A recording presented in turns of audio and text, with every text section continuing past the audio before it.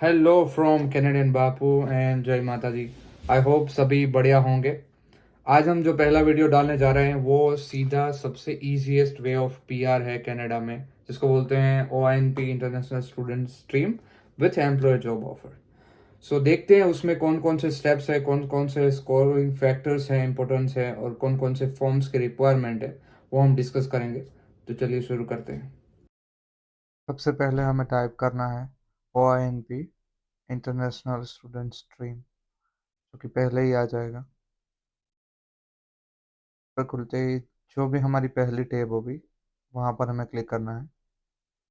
जैसे कि आप सब लोग देख सकते हैं कि यहाँ पर टोटल 9 स्टेप दिए गए हैं, जो कि इंफॉर्मेशन के लिए रखे हुए हैं।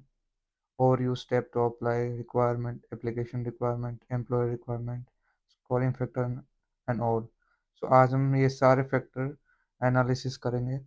कौन से फैक्टर से हमें कितने स्कोर्स मिल सकते हैं, कौन कौन से स्टेप्स इंपॉर्टेंट है, ताकि आगे चल के हमें कोई दिक्कत ना हो। और जो भी स्टेप्स हमें इम्पोर्टेंट लगेंगे वो हम कवर करते रहेंगे इसमें। So first of the step है कि हमें अप्लाई करना है register and expression of interest. इसको बोलते हैं EOI, जो कि एक प्रोसेस है OINP में अपना अकाउंट बनाने की। वहाँ पर ही हम ये सारी डिटेल जो आज डिस्कस करेंगे वो अपलोड करनी है। उसके बाद हमें इनवाइट आएगा और उसके बाद हमें सारे अपने डॉक्यूमेंट्स हैं जो अपलोड करने हैं स्टेप बाय स्टेप, वो भी हम देखेंगे बाद में। सो फर्स्ट ऑफ ऑल हमें इनवाइट कैसे आएगा, कौन कौन से स्टेप्स हैं जो हमें फॉलो करने हैं। अगर हमारे पास वो सारे डॉक्यूमेंट्स और रिक्वायरमेंट फॉर्म्स हैं तो ही हम अप्लाई कर सकते हैं। ये सब बात कर रहे हैं जॉब ऑफर रिक्वायरमेंट की, जो कि हम अप्लाई करने वाले हैं अभी इंटरनेशनल स्टूडेंट स्ट्रीम वाला में।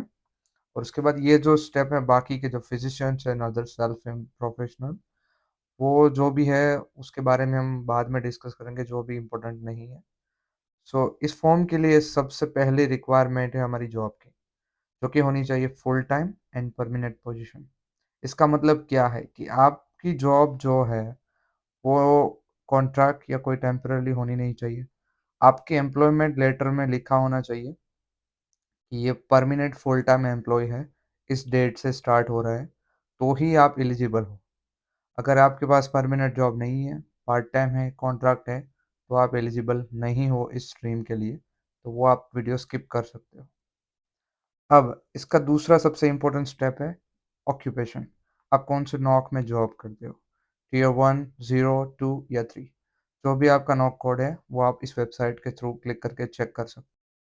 थर्ड स्टेप आता है लो वेज लेवल। इसका मतलब ये कि अगर आपकी सैलरी $20 के नीचे आती है तो आपको कोई भी पॉइंट्स नहीं मिलेंगे स्कोरिंग फैक्टर के लिए, तो आप वो अपनी बात ध्यान में रखें। उसके अलावा आपकी जो जॉब है उसके हिसाब से आपको कितनी सैलरी मिलनी चाहिए नॉक के हिसाब से, वो आप जॉब बैंक के थ्रू चेक कर सकते हो। उसके अलावा यहाँ पर कुछ जो कैलकुलेटेड फॉलोवर्ड स्टेप हैं वो भी देखने हैं।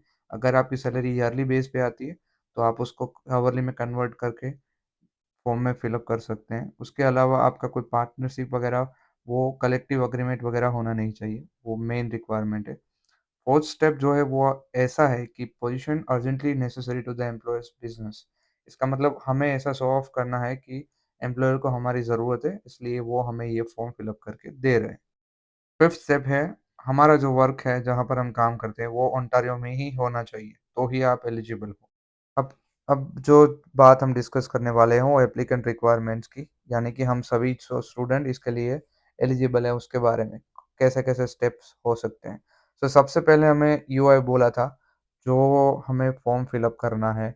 हमारी सारी जॉब्स की डिटेल, सैलरीज, कहाँ पर काम करते हैं, कौन कौन से नॉक कोड में हम काम करते हैं, कितने साल से काम करें, वो सब वहाँ फिलअप करना है। उसके बाद हमारा इनवाइट आएगा। अब इनवाइट कैसा आएगा, उसके लिए कौन कौन से स्टडी रिक्वायरमेंट है वो हम सब देखेंगे यहाँ पर।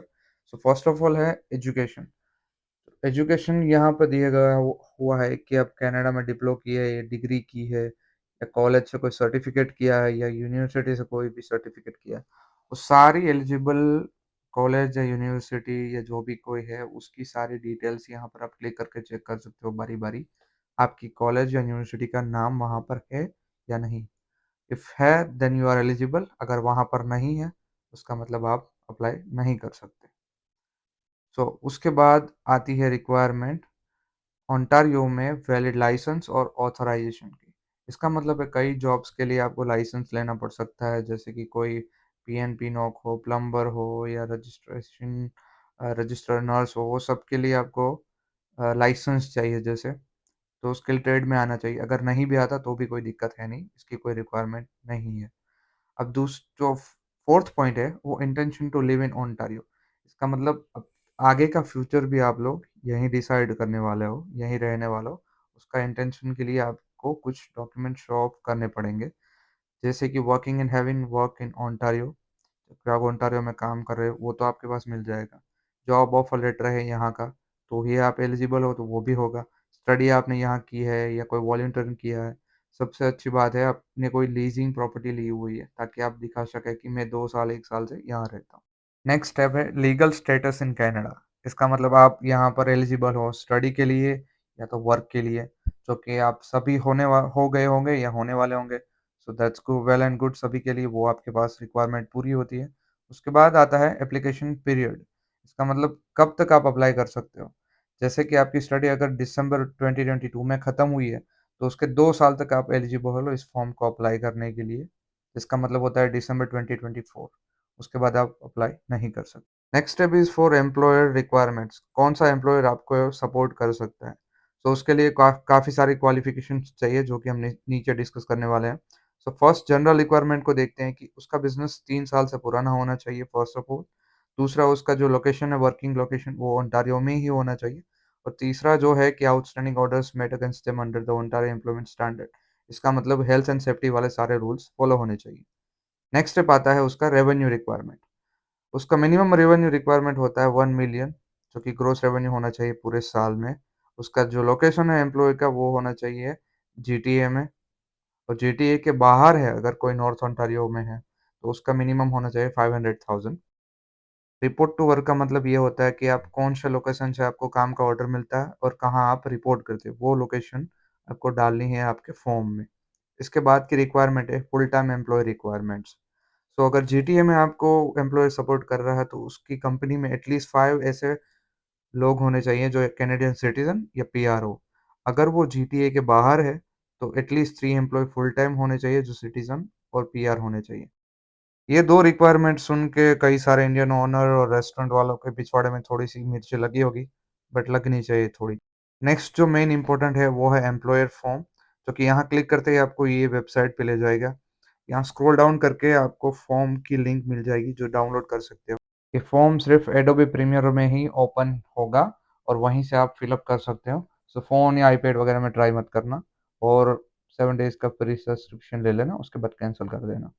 सो अब आगे की बात करते हैं, हमारा मेन जो है स्कोरिंग फैक्टर्स। स्कोरिंग फैक्टर मतलब कहाँ-कहाँ से हमें पॉइंट्स मिल सकते हैं। सो आप पेन एंड पेपर लेके लिख सकते हो। आपका नॉक कोड से स्टार्ट करेंगे। हमारी नॉक कैटेगरी आपके कौन से टियर में आती है। तो जिसके पास 0 और 1 नॉकआउट की जॉब है उसको 10 पॉइंट्स मिलते हैं, 2 और 3 वालों को 8 और 4 और 5 को 0।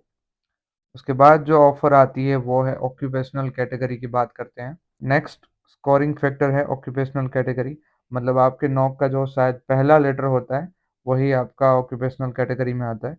उस हिसाब से आपको 3 से लेके 10 पॉइंट्स यहाँ भी मिलेंगे, जिसके पास भी नॉक वाली जॉब है। उसके बाद जो फैक्टर आता है वो है आपका सैलरी।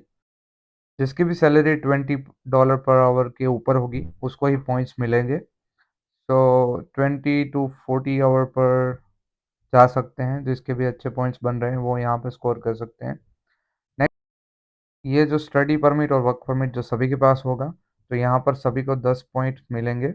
नेक्स्ट स्कोरिंग फैक्टर है वो है आपका एम्प्लॉयर ऑफर लेटर, जो कि आपको 6 मंथ्स से पुराना होगा तो आपको 3 पॉइंट मिलेंगे। अगर नए 3 महीने से पुराना होगा तो आपको कुछ भी पॉइंट्स नहीं मिलेंगे। उसके बाद नेक्स्ट आता है आपकी अर्निंग हिस्ट्री, जो कि 40,000 के ऊपर होगी तो ही आपको 3 पॉइंट्स मिलेंगे, अदरवाइज़ नहीं मिलेंगे। नेक्स्ट आता है हाईएस्ट लेवल ऑफ एजुकेशन। इसका मतलब आपके पास हाईएस्ट डिग्री कौन-सी है। अगर इंडिया से मास्टर किया हो और यहाँ के डिप्लोमा किया हुआ है, तो वो भी मास्टर ही कंसिडर होगा, और पीएचडी किया हुआ है, तो पीएचडी, या बैचलर, तो बैचलर। इस हिसाब से आपको पॉइंट मिलेंगे, जितने भी पॉइंट्स आपको बनते हैं। अब बात करेंगे हमारी फ़ील्ड ऑफ स्टडी की। इसका मतलब आपने कौन से फ़ील्ड में स्टडी की है, या मैथ्स, साइंस या ऐसे इंजीनियरिंग में की हुई है, या कोई बिज़नेस या एडमिनिस्ट्रेशन में की हुई है, या तो फिर आर्ट्स और ह्यूमैनिटी में की हुई है। तो ये सारे पॉइंट्स आपको यहाँ से कैलकुलेशन में मिल जाएंगे। आपके नॉक या आपकी कैटेगरी किस में आती है वो तो आपको पता ही होगा। उसके बाद नेक्स्ट जो आता है वो है कैनेडियन एजुकेशनल एक्सपीरियंस। इसका मतलब ये कि आपने यहाँ पर 1 साल की स्टडी की होगी तो 5 पॉइंट्स मिलेंगे। अगर 1 साल से ज़्यादा की स्टडी की होगी तो आपको 10 पॉइंट्स मिलेंगे। जो कि ये पूरा कैलकुलेशन अगर आपका 65 या 60 के अबव जाता है तो ही रिस्क लेना। उसके बाद आती है लैंग्वेज कैटेगरी। इसमें आपने पीटी या आईएलटीएस या सेलपीप जो भी वगैरह दी होगी उसका सीएलबी लेवल आपको पता ही होगा। तो उस हिसाब से आप खुद पॉइंट देख लेना कि कितने पॉइंट्स आते हैं। उसके बाद आती है नॉलेज ऑफ ऑफिशियल लैंग्वेज। इसका मतलब आपके पास अगर एक भी लैंग्वेज है, आईएलटीएस पीटी या जो भी, तो उसके हिसाब से आपको 5 या 10 पॉइंट्स मिलेंगे। यहाँ पर रीजन के हिसाब से पॉइंट्स मिल रहे हैं। स्टडी के भी पॉइंट्स है और वर्किंग के भी पॉइंट्स है सब। फर्स्ट ऑफ ऑल हम देखेंगे जॉब के लिए। अगर ये सारे नॉर्दर्न ओंटारियो में आपने जॉब कर रहे हो तो 10 पॉइंट, स्टडी भी की वहाँ से तो एक्स्ट्रा 10 पॉइंट्स। इस हिसाब से दोनों में सेम सेम पॉइंट्स मिल रहे हैं स्टडी और जॉब के, जो अकॉर्डिंग आपको पता होगा आपने कहाँ से की होगी। नेक्स्ट जो स्टेप है वो दिया गया है सबको डाइवर्सिफिकेशन के लिए, कौन से रीजन कहाँ कहाँ से आते हैं। सो आप खुद ही देख लेना आपके जॉब ऑफर और आपने स्टडी कहाँ से की है, कौन सा रीजन रीजन आता है, उसके हिसाब से आप लिख लेना अपने फॉर्म में। आप सभी ने वीडियो देख ही ली होगी। I hope you like it. अभी भी आपको कोई क्वेश्चन से रिलेटेड टू कोई भी टर्म्स जो आपको समझ नहीं आई हो पूरे वीडियो में, तो आप मुझे इंस्टाग्राम पे डीएम कर सकते हो @Canadian बापू, और यहाँ पर भी कमेंट कर सकते हो। मैं ट्राई करूँगा आप सभी को सही से अच्छी एडवाइस या जो भी चाहिए आपको मिल जाए। और आगे मैं वीडियो बनाने वाला हूँ जो एम्प्लॉयर फॉर्म है उसमें कौन कौन सी डिटेल्स इंपॉर्टेंट है, वो भी मैं अगले वीक में वीडियो डाल दूंगा। So stay tune for it. Like share and subscribe. Thank you.